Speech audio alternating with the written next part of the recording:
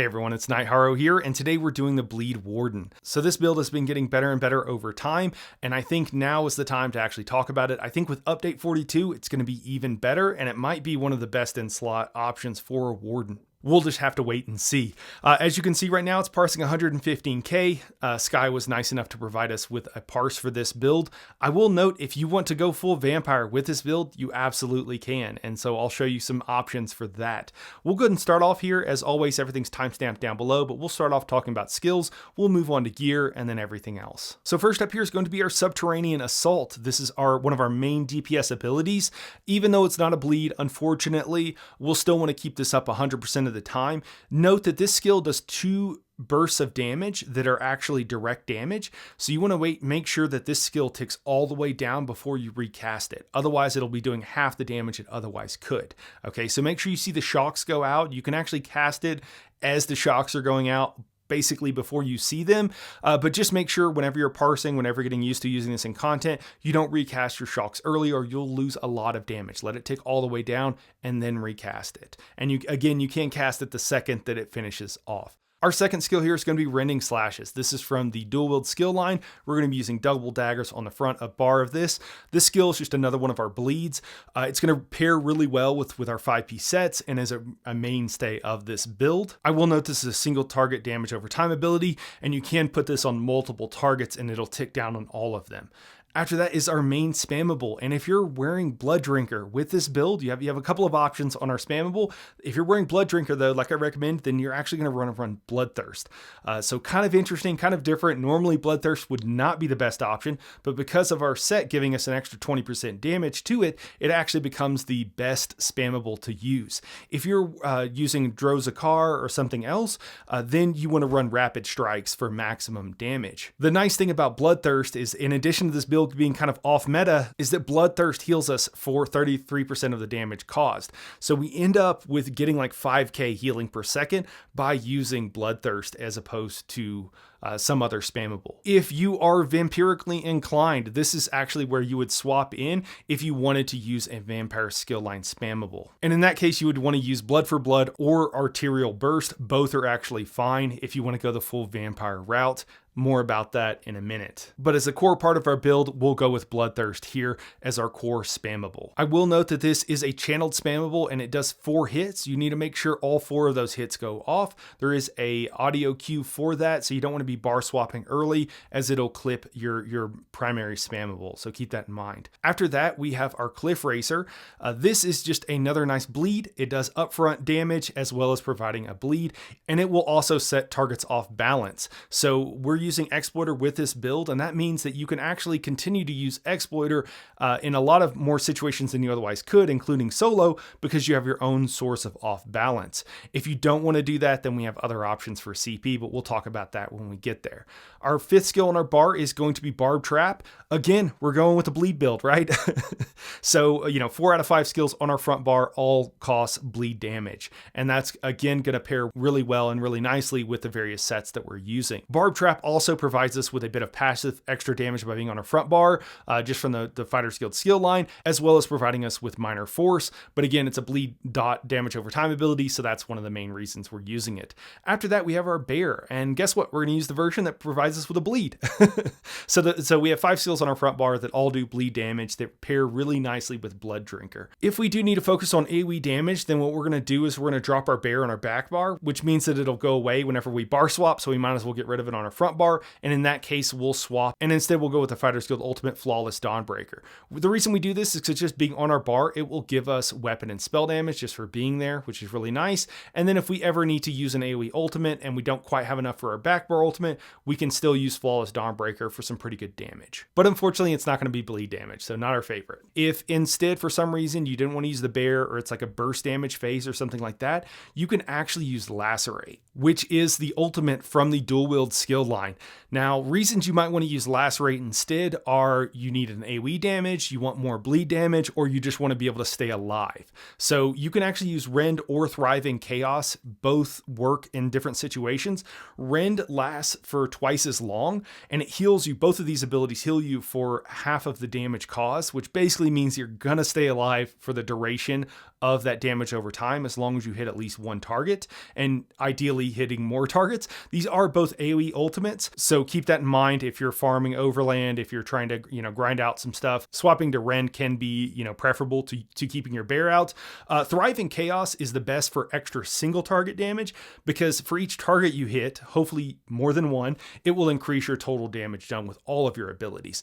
It doesn't last for nearly as long, does a little bit less damage, but they both do bleed damage, which will get buffed by our Blood Drinker set. Although in most situations, you're still really going to want to run with the bear, but just keep in mind it is an option. Or if you're overland and you need a little bit more survivability, it's just something kind of new and different, so I just want to kind of mention it here. Now moving on to our back bar. First up here is going to be Stampede. Stampede is going to help us keep our back bar enchantment procced even while we're on our front bar, so that's why we have it here, as well as working well with our Maelstrom Greatsword, which we'll be running on our back bar. After that, we have Carve. Carve is another bleed. That's why we have it here. Note, each additional casting of Carve increases the duration by 10 seconds, up to 32 seconds total. So you want to make sure you don't let this tick off if you can all help it. Even casting it a second or two early if you need to, aiming for that 10 or 20 second kind of time frame, 30-second time frame, versus waiting for the last couple of seconds to tick down. And then after that, we have the Stamina Morph of our Fetcher Infection. This gives us another bleed, as well as providing minor vulnerability to our target, which increases their damage taken by 5%. It's also an AoE ability, which is kind of a nice to have with this build. So it's a single target ability that does a little bit of AoE damage. Then we have Arctic Blast. Arctic Blast, in addition to being a damage over time ability that works quite well, it's also a burst heal. So this is our burst heal is part of our damage rotation, which is kind of nice because we can kind of always leave it on our bar. Unfortunately, it doesn't do bleed damage, but you can't have everything. After that, we have our Winter's Revenge. Winter's Revenge is an AoE ability. It does very good damage. That's why we have it here. I will note in update 42, whenever we can craft our own skills, I would highly recommend, if you at all can, pick a couple of magicka costing skills that do bleed damage, make them do bleed damage, and replace these two skills. As long as they do good enough damage, it'll actually be an increase overall in your damage done. If you need to keep a heal on your bar, Arctic Blast is probably going to be the best thing because it does damage and provides that burst heal. But those are the first two abilities that I would swap out on this build. And really the only other two skills that don't do bleed damage are going to be our Stampede and then our Shocks on our front, and I wouldn't swap out either one of those. We don't want to swap out Stampede because of the keeping our back bar enchantment procced and also working with our Maelstrom staff, and we don't want to swap out our Shocks just because it does so much damage, as well as being a nice AoE damaging ability. And then on our back bar here, we have our Bear, of course. If we need a large AoE ability, then we'll go with our Winter Storm. I'm sorry, Northern Storm, not Winter Storm. So that's what we have here on our back bar. Anything else, again, the Mage's Guild Ultimate will tend to do the most damage. The problem is you have to level up Mage's Guild or buy it, and I don't like to encourage people. It's a very small damage increase. Only do that if you're going for the absolute maximum, squeeze out every last bit of damage, and that means that you're already parsing over 100k. Okay, so if you're not doing that, there's a lot of other things you can do to help improve your damage. Purchasing the Mage's Guild skill line is not really it's not gonna help you that much, so just keep that in mind. Now if you want to go full vampire here, you're actually not going to run Winter's Revenge here. You're going to run either Simmering Frenzy or Sated Fury. Both of these are for the vampire skill line. What you do is you toggle them, so you press them on, and then what happens is the damage, you start slowly taking damage, but it also increases your weapon and spell damage.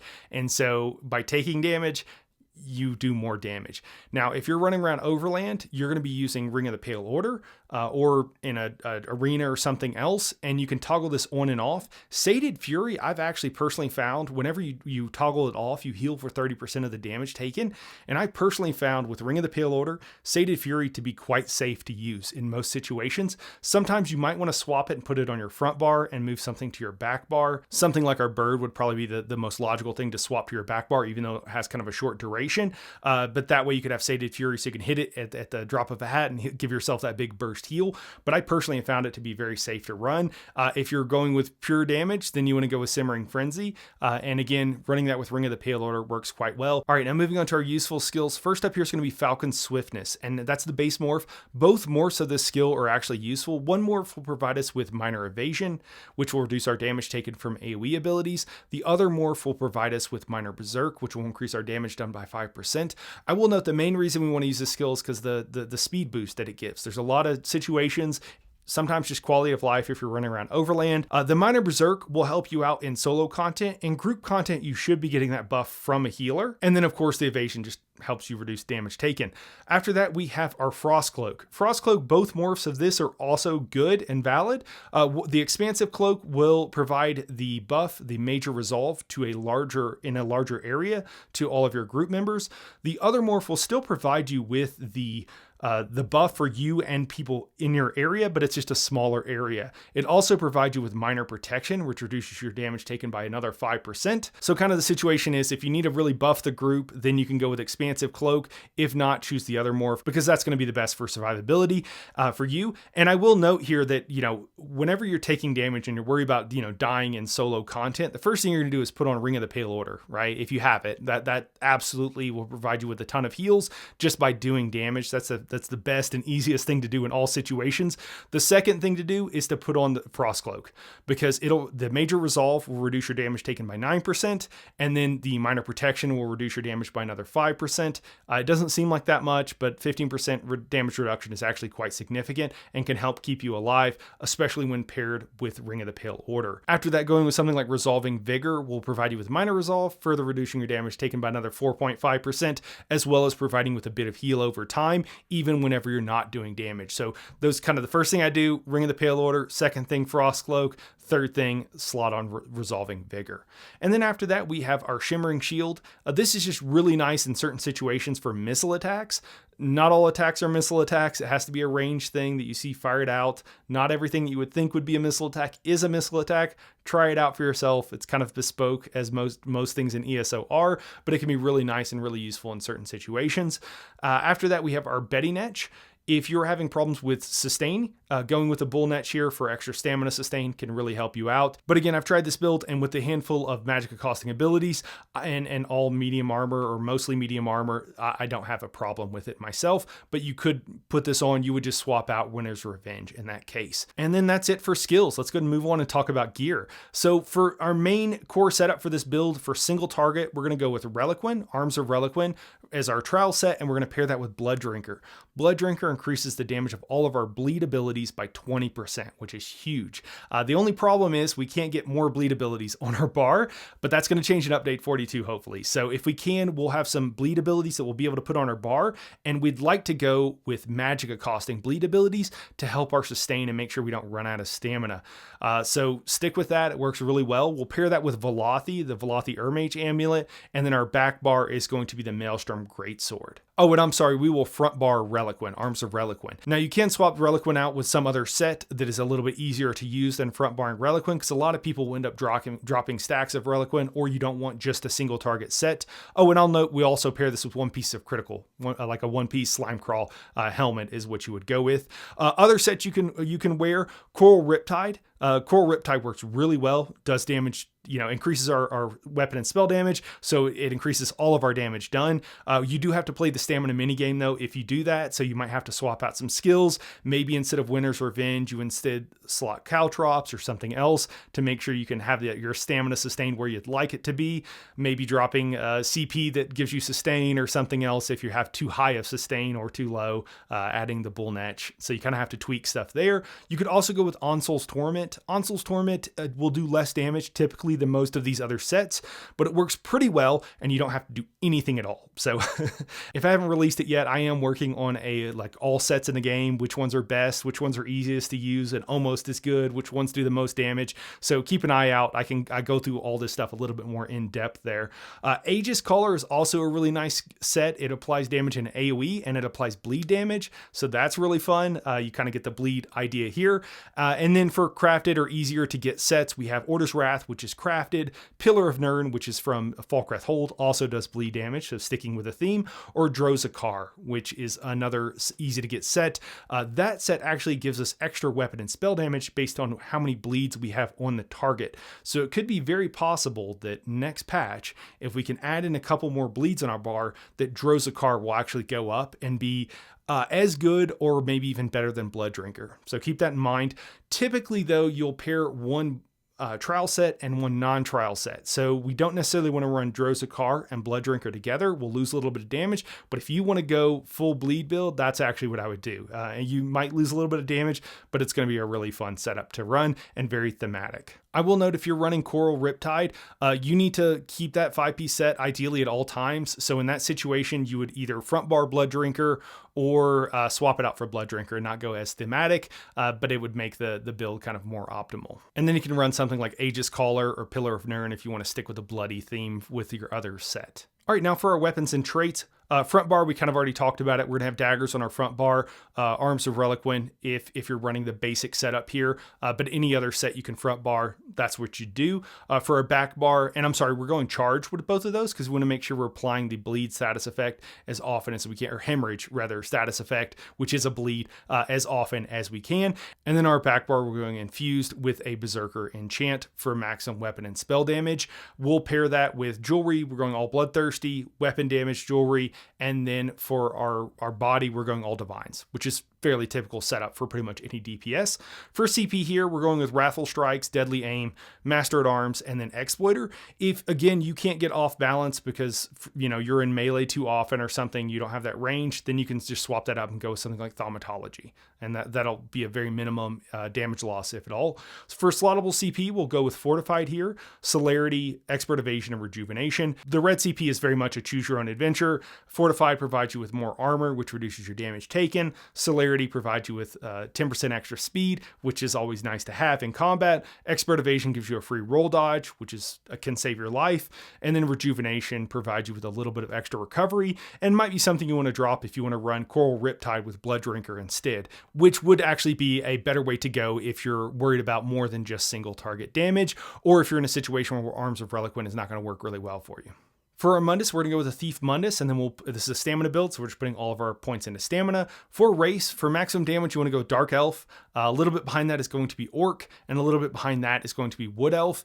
Anything that provides stamina bonuses, though, is going to be okay. If you choose like the worst possible race you can, you're only going to lose about 5% theoretical max damage. For potions, we're going to go with Weapon Power Potions, not the trash potions you find overland, the expensive ones. And then for food, it's your choice. If you need more health because you're dying or whatever reason, go with Dubious Cameron Throne. If you don't need the extra health and you want max damage, go with something like Sticky Pork, and that'll provide you with the most max stamina. It's green food, but the most max stamina actually equates to more damage. And then if you want something in between as far as sustain and max damage, go with Lavafoot Stomp. Okay. You could, food is choose your own adventure. You could also run Sugar Skulls if you don't need any sustain for more survivability and a bit of extra mag if you need to cast more heals. So it's really whatever works best for you. But anyways, I think that's it for this build. I hope you guys enjoy it. I am really excited about this build, and I think it's going to be even better in update 42. So keep an eye out. If you'd like to learn more about the various sets, I'm releasing a video in the very short future covering all sets and kind of why you might want to run one set or the other. I know I have a bunch of options here and it could be a bit confusing. You can also ask me down in the comments below or come by the That Wasn't the Boss Discord server, and I'll be happy to answer your questions there. Or in the Discord server, there's a lot of people, and many of them know more than I do, that can help answer your questions. But anyways, that's it for today, guys. Appreciate you watching. We'll catch you in the next one.